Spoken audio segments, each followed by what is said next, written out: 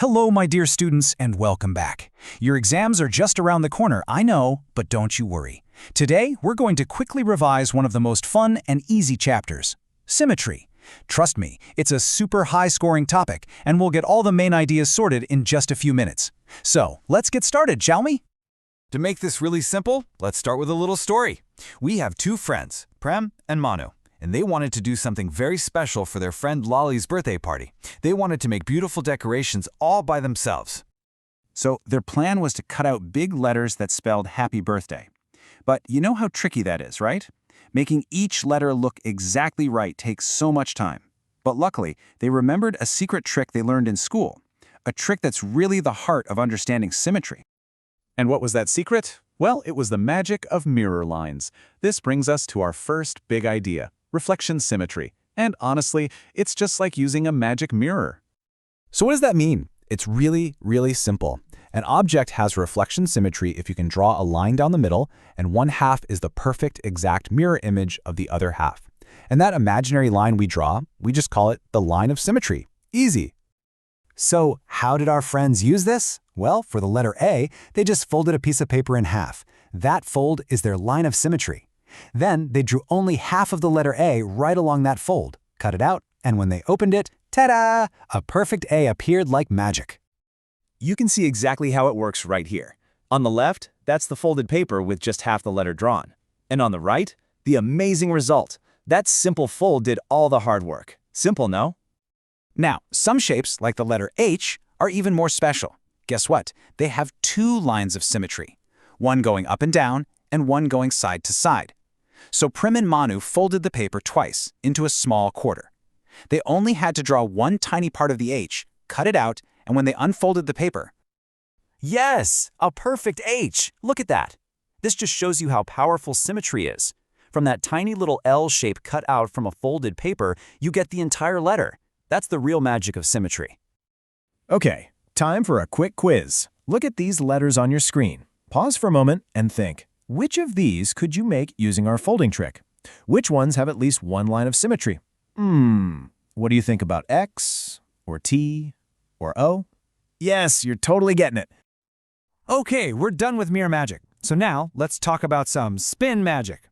For this, we're going to look at our next big idea, which is called rotational symmetry. And we'll use something we all love to play with, a Firki, or, a pinwheel.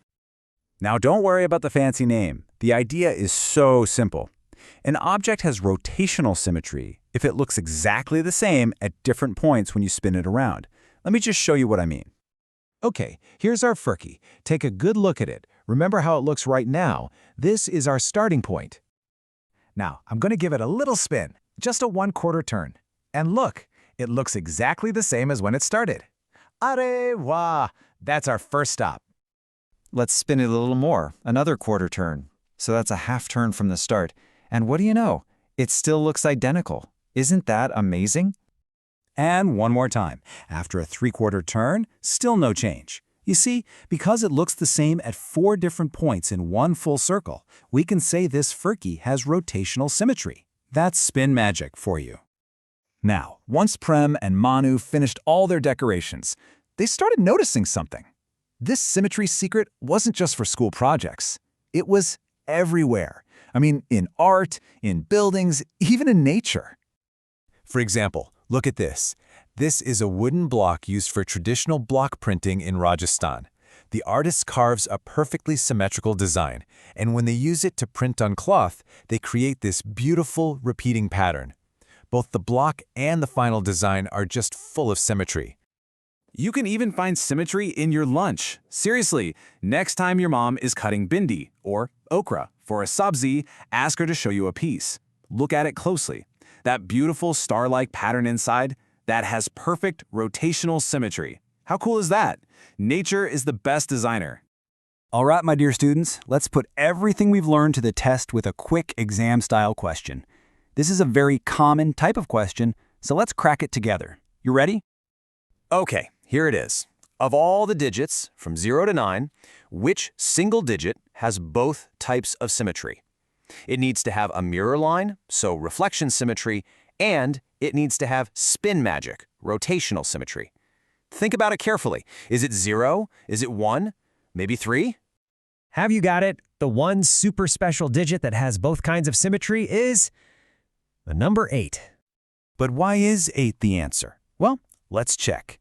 You can draw a line horizontally through the middle, and the top and bottom are mirror images. You can also draw a line vertically, and the left and right are mirror images. And if you turn it upside down, which is a half turn, it looks exactly the same. So it passes both tests. See, beta, once you understand these two simple ideas, mirror lines and spinning, the whole chapter becomes bilkul simple. I know you can do this. Okay, for your final task, just to make sure this idea sticks in your brain forever, pause this explainer and just look around your room right now. Can you find 3 things that have symmetry? Maybe it's a fan on the ceiling, a window, your notebook. Tell me what you find in the comments below. All the very best for your exams, my dear students. You are going to be wonderful.